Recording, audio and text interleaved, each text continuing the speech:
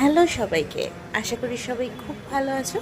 আজকে আমি চলে এসেছি তোমাদের সাথে শেয়ার করতে আমার জীবনের ফার্স্ট স্কাল্পচার, যেটা ছিল একটা গণেশের মূর্তি। আর আমি এটা তৈরি করেছিলাম গণেশ চতুর্থীর আগে আমাদের স্কুলে। এটাই পুজো হয়েছিল এবারে আমাদের স্কুলে গণেশ চতুর্থীতে।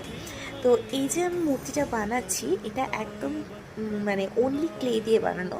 এর ভিতরে কোনো রকম স্ট্রাকচার বা কাঠামো নেই, একমাত্র একটা স্টিক আমি ইউজ করেছিলাম এটার মুখটা লাগানোর জন্য।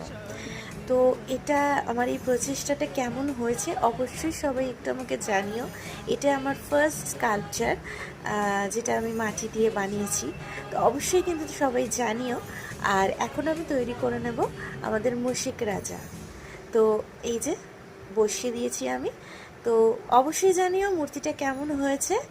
চলো আজকের মতো টাটা। হ্যালো সবাইকে।